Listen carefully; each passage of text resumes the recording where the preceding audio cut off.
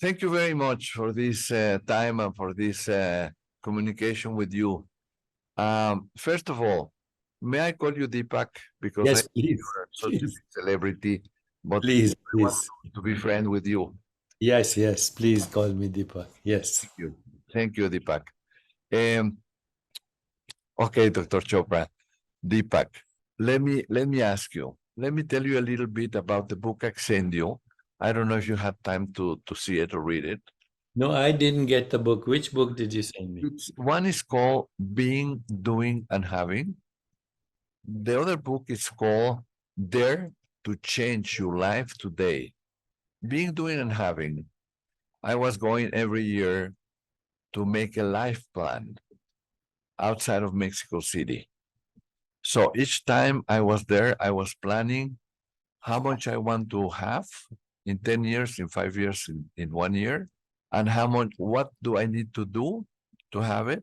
And finally, how do I have to be in order to do whatever I have to do to have it?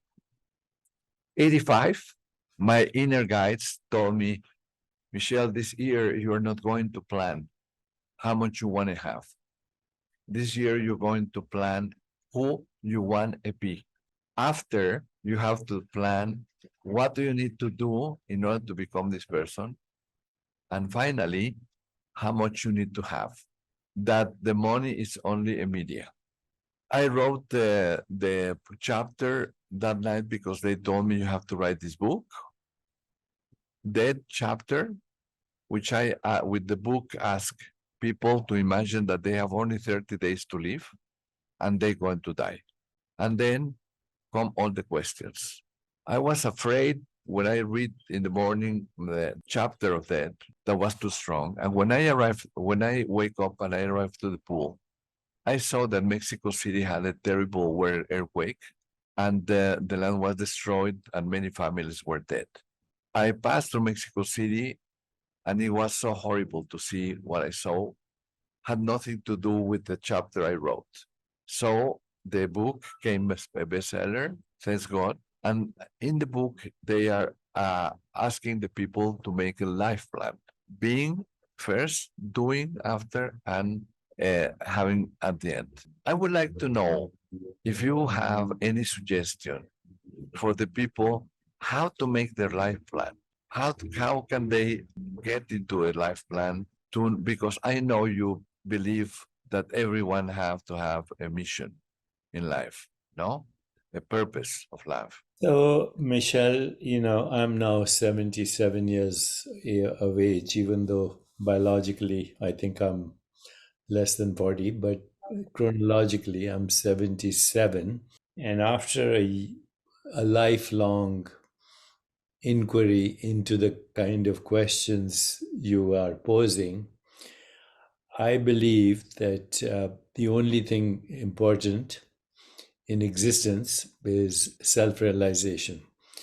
And when you have self-realization, you don't need any plan or any purpose, because then the divine takes over. So what happens is effortless spontaneity, synchronicity, non-local correlation, empathy, compassion, joy, equanimity, and going beyond the constructs of birth and death, because they are human constructs based on false identity. So my answer to you is there's nothing to plan. There's nothing to plan. Every moment is a gift from existence, which is self-aware. And if we are self-aware, then there is what we call effortless spontaneity. There's synchronicity. There's spontaneous, not imposed, spontaneous morality, which is empathy, compassion, joy, love in action, equanimity, peace, and no freedom from these concepts, birth or death. Because in the deeper reality, what we call a person is just a process of the spirit. So, it has been said many times, the Christian theologian Teilhard de Chardin said, we are spiritual beings having a human experience. Now we can say scientifically that our true identity is beyond space and time. And when we have that true identity beyond space and time, then what we call the person, which is a process, there's no such thing as a person. You start as a fertilized egg, then you're a zygote, then you're an embryo, then you're a baby, then you're a toddler, then you're a teenager, young adult, old adult, all the way to dusty death. So what we call a person is a dream. And what is dreaming is the divine as that person, which is unique. The person, the process is unique, but yet it is divine. So in where I am now, there is total surrender to the divine, which is infinite, and we are a hollow movement of the infinite. And so as long as we have peace in our heart, love in action in our actions, because love without action is meaningless, and action without love is irrelevant. So have total equanimity, love in action, and then surrender to the mystery of the divine. And the divine is without cause, whatever you call it, divine without cause, fundamental, irreducible, incomprehensible, cannot be imagined, cannot be thought of, cannot be seen, but yet that divine formless being is who we are, also an aspect of that. Just like the ocean is an aspect, the wave is an aspect of the ocean. As Rumi said, you're not just a drop in the ocean, you're the ocean in the drop as well. So when you realize you're the ocean in the drop, then everything happens by itself. And that is what's happening in my life right now. Higher states of consciousness beyond waking, dreaming, sleeping. Fourth state of consciousness, soul consciousness. Fifth state of consciousness, cosmic consciousness. Sixth state of consciousness, divine consciousness. And seventh state of consciousness, unity with the divine. Whatever you want to call the divine, Allah, Brahman, God, doesn't matter. Ein Sof, it doesn't matter. But that is regulating everything that we call the cosmos. Today we know that there are 2 trillion galaxies, 2 trillion galaxies, 700 sextillion stars, 700 followed by 21 zero is the number, 21 zeros is the number of stars. And if you believe current astrobiology, which is based on what is called the Goldilocks zone, then there are 60 billion habitable planets in just the Milky Way galaxy. So you multiply that by 2 trillion, it's incomprehensible, and it's all happening in one consciousness, divine consciousness. So our planet, with all its problems, is not even a grain of sand on all the beaches of the universe. All the beaches of the universe, not one grain of sand. Here we have all our problems, our conflicts. We're like a little ant colony on a mound of dust in the junkyard of infinity. So I don't make any plans. I follow the divine in every moment, and the gift is synchronicity, meaningful coincidences, good luck, the grace of God, or what you might call just, the divinity in motion, that we are on this little grain of sand in all the beaches of the world. We have the ability to comprehend this. What is that ability to comprehend this? What is, and I don't believe, by the way, that any religion or any system of thought or any science or any philosophy or any theology can get us there. Only direct experience of higher states of consciousness. So if you want to create a sanctuary for higher states of consciousness and enlightenment, I will be a willing servant. Wow, how nice. Deepak, just to understand, because I feel in my heart everything you're saying, like a wonderful teaching, and wishing to learn more and more from you. But just trying to understand. Once I went into a taxi cab and I asked the driver, "Are you happy driving?" He says, "No." "How long you have been driving?" 50 years. and say, why are you driving the car? And he says, because I win money. So in this part of the planet, people is working mainly to get money. And what I believe is that if we are worried so much for ourselves and we are not trying to serve others or the world, if our purpose is for us egoistically and not to serve the world, I believe we are very limited. But if you follow your own mission or purpose, not needing really to make a plan by itself exactly, but if you know what is your mission, if you know what is your purpose in life, for example, my purpose is to serve, first of all, to enlighten myself and to help others to enlighten. That's my mission in life.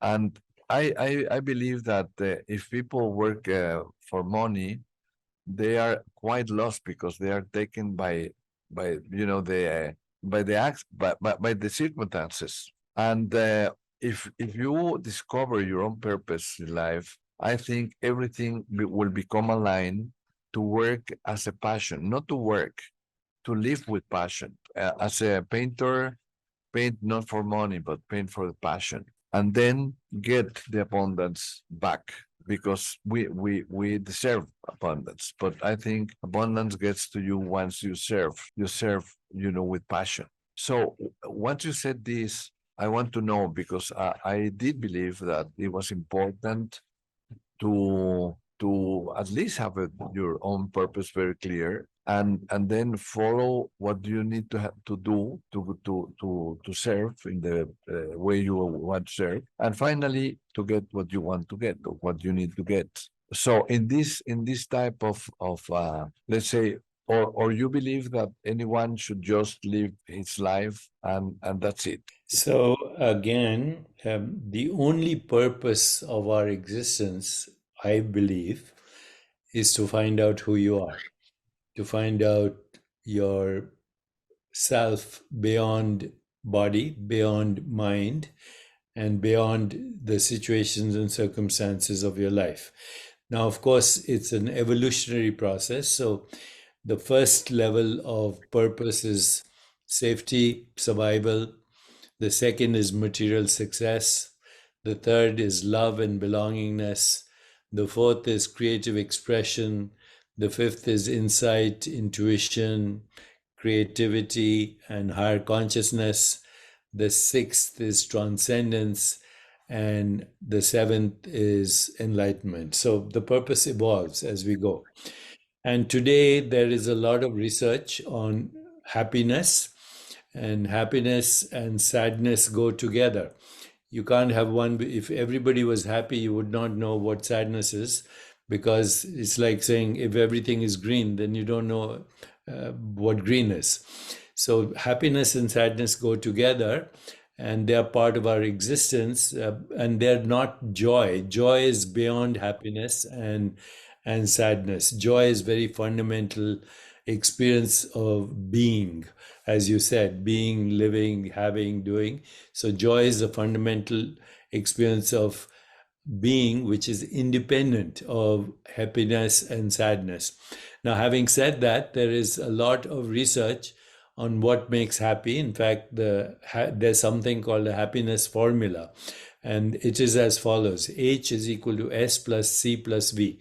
So H stands for happiness, is equal to S. S is set point in the brain.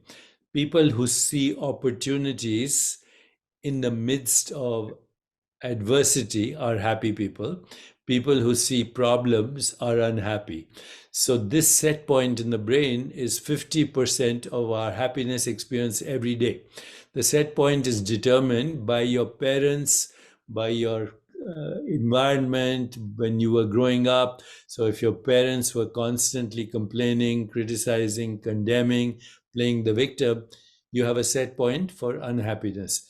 If your parents and siblings and your environment when you're a baby were always looking for opportunity, even in the midst of challenges, even in the midst of adversity or problem, then your set point is for happiness. So actually, your mind is conditioned early on for happiness or unhappiness. It has nothing to do with you.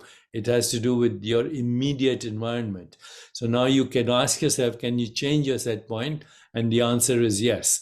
You can change your set point through reflective inquiry, through meditation, through mindfulness, through self-inquiry, and through transcendence. That's 50% of your happiness on a daily basis. H is equal to S plus C. C is conditions of living, including money. And that is about 12% of your happiness experience every day, 12 to 15%. So if you win the lottery, you will be very happy in the beginning. In 6 months, you'll plateau. In 1 year, you'll be back to your set point. And some people actually are more unhappy after winning the lottery because they confuse self-esteem with self-worth. You know, there's a lyric by Bob Marley: some people are so poor, all they have is money. So, you know, abundance is, of course, money, but it includes the ability to love and have compassion. It includes the ability for joy. It includes the ability to get in touch with your creative center, and the ability to realize goals that are purpose driven. So anyway, that's 12% of happiness is about money. And then there's remaining 40% or less than 40%, which is the daily choices we make. So we make two kinds of choices every day. One is for personal pleasure: alcohol, sex, entertainment, shopping, etc. Those choices bring us happiness, but they're temporary. If you don't repeat the experience, then it doesn't last. And if you repeat the experience too often, whatever it is, shopping or sex or alcohol or entertainment, if you have an addictive personality, you have a risk for addiction as well.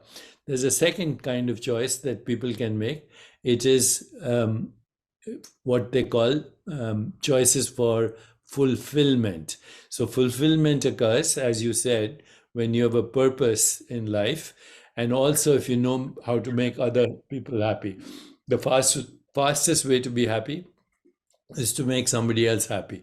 And that doesn't require money. It requires attention, which means deep listening; affection, which means deep caring; appreciation, noticing the unique gifts of everybody; and acceptance, not trying to change other people.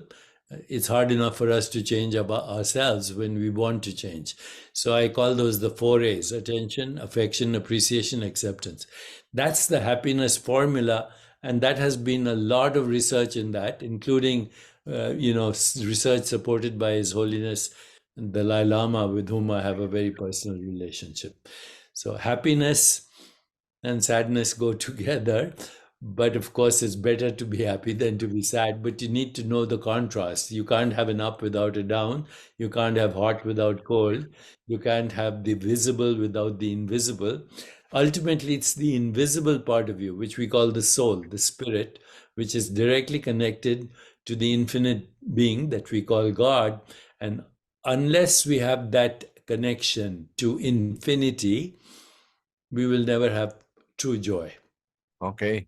Okay. Let me ask you something else. Our consciousness, let's say we all have this, like the voice of our inner God that tell us, yes, you can do it, try, you deserve it, etc., etc., and that always speak with positive words, and that will take us to relaxation and long life. And we have also this inner voice that is like an inner evil, like a shadow, like a sabotage, auto-sabotage, that it's always talking to us like with words like, no, you cannot do it, don't even try, don't wake up tonight or today because it's, not sunny. And that normally tends to change the long-term pleasure or the long-term objectives for the short-term pleasure. And finally, normally take us to a place with emotions like jealousy, like envy, like angriness, sadness, etc., etc. No? And finally, to anguish and maybe to short life. All that is true, Michel, but that's not consciousness. That's the mind. Consciousness is independent of the mind, and consciousness doesn't have a voice. It is silent. So what Rumi said, God's language is silence, everything else is poor translation. When we have access to that silence, there's no voice. There is spontaneity, intuition, which is a higher form of intelligence than the rational mind, and it comes spontaneously. It is what we call spontaneous right action and spontaneous morality and spontaneous joy. Intuition is a form of intelligence that is not a voice. It is just a contextual, relational, holistic, doesn't have a win-lose orientation, and you're actually eavesdropping on the mind of God, literally. Intuition leads to spontaneous insight, which means insight, as the word says, inner vision, which is spontaneous. It doesn't need to have a voice at all, but it can lead to imagination. And imagination is also an aspect of consciousness, not the mind. Imagination is an aspect of consciousness because you see images. You see, imagination, as the word says, is image, and there's a vision in that image. Whatever that image is, it's archetypal, it's symbolic representation of the infinite because we cannot comprehend the infinite. So intuition leads to intuition leads to imagination, which leads to spontaneous creativity, which leads to what can only be called spontaneous, effortless movement of being in the moment. And that is all we have. You know, what we call the present is not a moment in time. It's not a moment in time. Present is beyond time. So when you are in that, what we call the never-ending, eternal now, then everything happens by itself. You know, I have interviewed the best leaders in the world, and they say hard work, exacting plans, driving ambition. Yes, they're successful, but they have high blood pressure, they have heart disease, they have diabetes, they have cancer at the cost of success. That's not the kind of success actually we need. We need the kind of success that is beyond hard work, exacting plans, and driving ambition. It comes from the spontaneity of the spirit. And that is the only thing that can actually, in the long run, liberate us. Because when you have spontaneous success, spontaneous joy, spontaneous love, spontaneous compassion, spontaneous creativity, there's no stress. And that is the kind of success we all want. And that's spiritual, that's not mental. Cannot be mental, because mental is always conflicted. Mental is the separate ego mind. And, you know, we can do whatever we want to be successful. Think positive thoughts. If you think positive thoughts all the time, you will be stressed because it's not natural. Okay. The positive and negative is not important. A quiet mind, a silent mind will go beyond positive and negative. I agree 100% with you, Deepak, 100%. But, you know, in this philosophy of life, you know, we are not our mind, no? We are not our mind. Our spirit is farther the mind. The mind cannot... The mind is conditioned by culture, by religion, by economics, by ancestors, all the way back to hunter-gatherers, and it's programmed in our genes, in our epigenetic activity. The mind is the problem. So you have to go beyond the mind. And so when I'm in Mexico, I'll show people how to go beyond the mind. Okay, and just to understand, what will be mind? What is the mind? It's a process, and the mind is what we call the separate conditioned mind that has been created since hunter-gatherer times. It's we have medieval minds, and we have modern capacities for warfare. Look what's happening in Gaza. Look at all the violence that has happened in Mexico. Look at all the violence in Ukraine. Look at what's happening in India and Pakistan, Afghanistan, Vietnam, Korea, you name it. Okay, that's the mind, and that's the separate mind. It's culturally conditioned, it's religiously conditioned, it's economically conditioned, and it goes back to survival times, as hunter-gatherers. The hunter-gatherer age is going back 200,000 years. The cognitive revolution occurred 40,000 years ago when we started creating models of reality, religion, etc. The agricultural age is 12,000 years. The scientific age is 500 years. And the technology age with internet is only 100 years. So now we have this amazing technology. I'm speaking to you, you're sitting in Mexico, I'm here.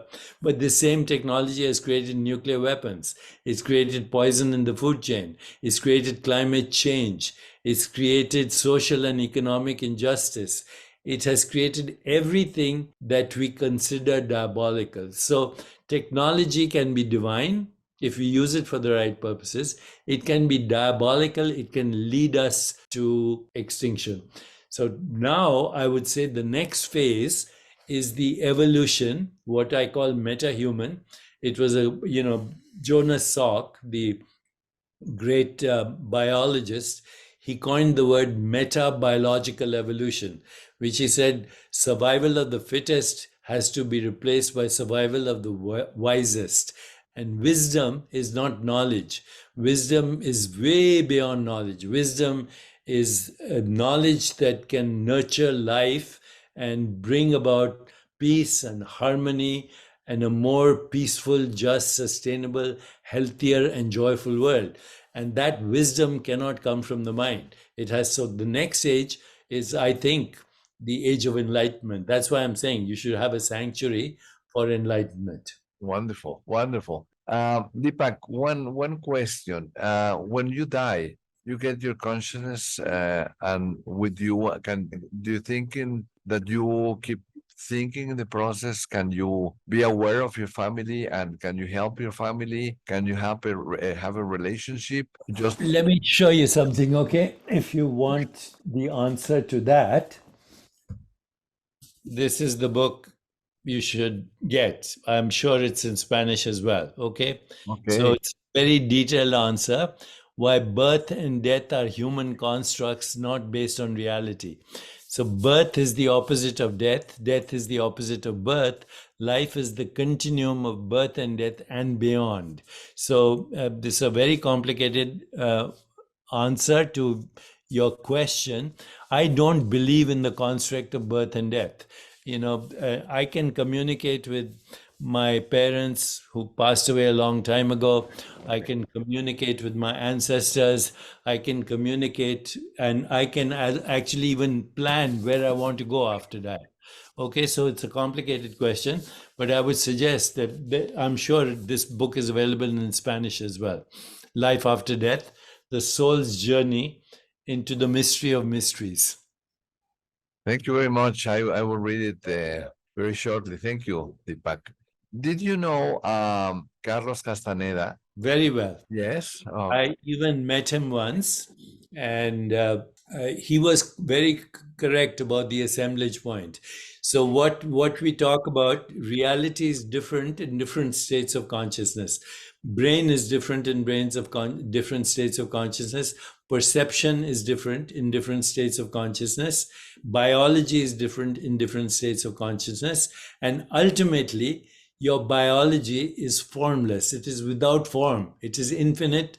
It is boundless. It is irreducible. And without connection to the invisible, formless body, we are asleep. Our life is a dream. And Wittgenstein said, we are asleep. Our life is a dream, but once in a while we wake up enough to know that we're dreaming. So who do we wake up to? The dreamer. Who or what is the dreamer is not a person. It's formless being.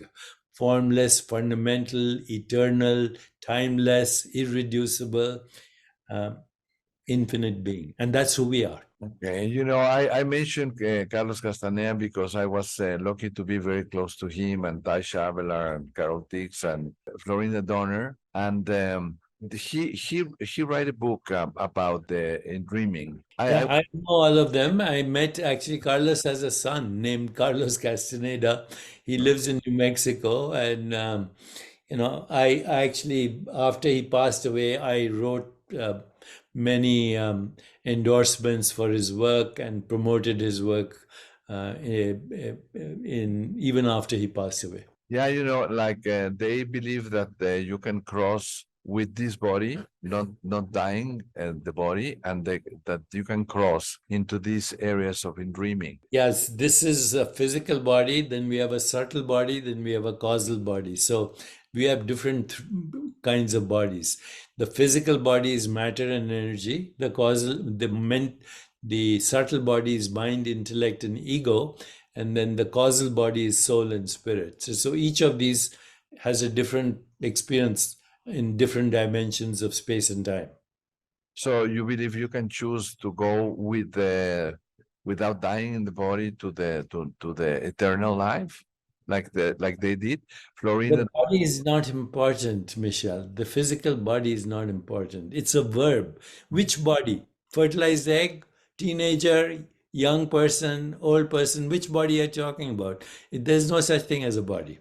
Okay, so I understand.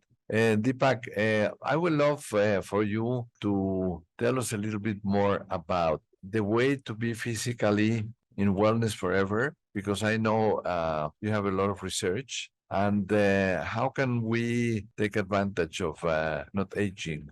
Only 5% of disease is determined by genes. And for that, we will soon have technology called gene editing. So you'll be able to cut and paste genes the same way as you cut and paste emails. And that technology is already coming. And but only 5% is genetic. The rest is what we call epigenetic.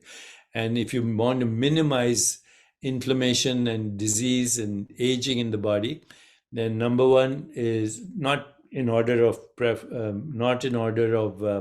importance, but I'll just tell you what the process is. Number one is changing your perception of the body from being a physical structure to a field of awareness. Number two is changing your experience of time. Because it is time that is metabolized as the process that we call aging. And number three is reframing aging, where you can have the biology of youth and the wisdom of experience. So those are the three most important things. Now, after that, important things are sleep, meditation, stress management, vagal stimulation, emotional resilience, emotional intelligence, and then certain types of nutritional supplements, including adaptogens and signal molecules, changing your microbiome, which is 2 million extra genes in your body, through nutrition and through nutritional complements, and then most important, biological rhythms. So we have 4 kinds of biological rhythms: circadian rhythm, as the earth moves around the sun as on its axis; seasonal rhythm; gravitational rhythms; and ultimately lunar rhythms. When our body is in harmony with cosmic rhythms, state of least entropy, zero entropy, which means no aging and extended lifespan. This is my current work, and we are doing research on longevity now through measuring inflammation, gene activity, the role of the vagus nerve, which is the healing nerve in our body, role of breathing, and role of signal molecules. It's quite complicated, but I'll be talking about it when I'm in Mexico. And it is the next frontier: health span, longevity. I believe that disease should be optional, and we should die when we choose to die, in meditation. The big meditation. It's called Mahasamadhi. Wow, how nice. Deepak, all that we love you, we can see your wisdom and your knowledge. And I wonder if you can tell us a little bit, how is your life? Because I imagine that you are reading so much and getting so much literature and everything because you know so much. How is your life? How do you live your life? Could you tell I, me a little bit? I get 8 hours of sleep every day. I do not start my day till 11 in the morning. I do 2 hours of meditation, 2 hours of yoga, 4 hours in the morning. And then at night, before I sleep, I actually go beyond death and meditate on the process of death and transcendence. Wow. With My the life is very easy. I don't work hard. I don't believe in plans. I just go with the flow. I live in the moment because time is the consumer and we are its food. We metabolize time. I don't believe in the I do not believe in the false notion of time. how can you delegate? How can you live such an easy life when you have such a such an agenda? No, like teaching you. No, my body and my mind have agendas. I don't have any agenda. I'm independent of body and mind. I never leave home. My body travels to Mexico with my mind, but I don't go anywhere.